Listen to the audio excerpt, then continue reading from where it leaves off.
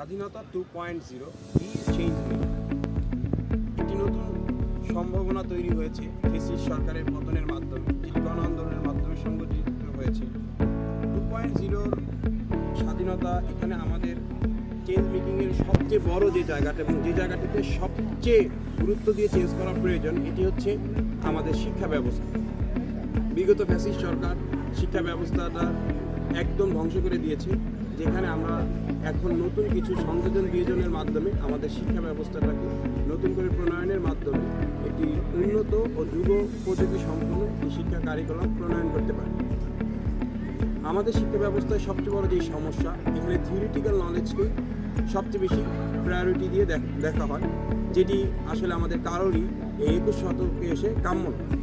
আমাদের শিক্ষা ব্যবস্থায় আমরা যেটি চাই, এখানে প্র্যাকটিক্যাল নলেজের ইমপ্লিমেন্ট এবং প্র্যাকটিক্যাল বা রিয়েল লাইফ প্রবলেম রিলেটেড নলেজগুলো বেশি ইনক্লুড করতে হবে, যেন ভবিষ্যতে যে কোনো পরিস্থিতিতে আমাদের ভবিষ্যৎ প্রজন্ম মানিয়ে নিতে সক্ষম হয়। আর গবেষণার জায়গাটিতে আমাদের অনেক বেশি দৃষ্টি দিতে হবে, কারণ গবেষণার মাধ্যমে আমরা নিত্য নতুন কিছু ইভ্যালুয়েট করতে পারবো এবং আমাদের চিন্তা ভাবনা বা থিঙ্কিং ক্যাপাবিলিটি এটি বাড়ানো পসিবল।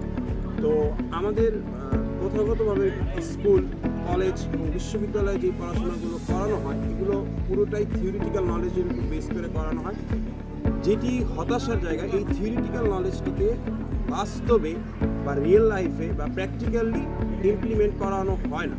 তো আমরা চাই এমন একটি শিক্ষা ব্যবস্থা যেখানে থিওরিটিক্যাল নলেজকে অবশ্যই বাস্তবে প্র্যাকটিক্যালভাবে ইমপ্লিমেন্ট করানো শেখানো হবে।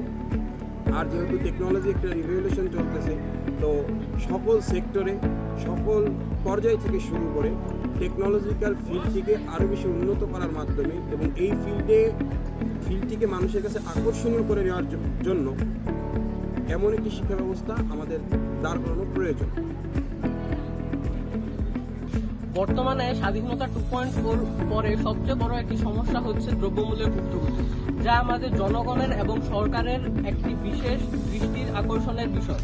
এবং এটি সমাধানের জন্য আমাদের তরুণ সমাজ এবং আমাদের সরকার দুইজনই খুবই সমস্যার সম্মুখীন হচ্ছে, যা আমরা এখনো সমস্যার সমাধান করতে পারছি না। এবং এর জন্য আমাদের অনেক রকমের পদক্ষেপ নেওয়া যেতে পারে। এর মধ্যে কিছু হচ্ছে দ্রব্যমূল্যের সমস্যার জন্য যেই সরকারি কর্মকর্তা আছে তাদের আরও দৃষ্টি আকর্ষণের দিক দিয়ে দেখতে হবে।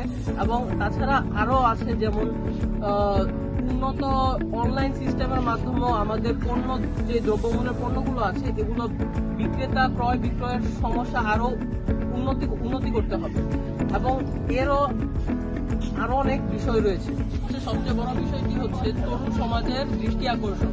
আমাদের এই যে সংগ্রামী চেতনা, এই স্বাধীনতা 2.0 এই সংগ্রামী চেতনা আমাদের এই দ্রব্যমূল্যের ঊর্ধ্বগতির দিকে দেখাতে হবে, যাতে আমাদের এই অসাধু যেই ব্যবসায়ী এবং যারা সিন্ডিকেট লোকজন বা আছে, কি হচ্ছে এই তরুণ সমাজের এই স্বাধীনতাকামী চেতনা কখনোই দমানো যাবে না। এবং এটি আমাদের এই দ্রব্যমূল্যের ঊর্ধ্বগতির এই সমস্যাকে আরও বিশেষ দৃষ্টিতে দেখে এবং আমাদের যাতে সমাধান করা যায়, এর জন্য আমাদের দরকার পড়লে রাস্তায় নামতে হতে পারে।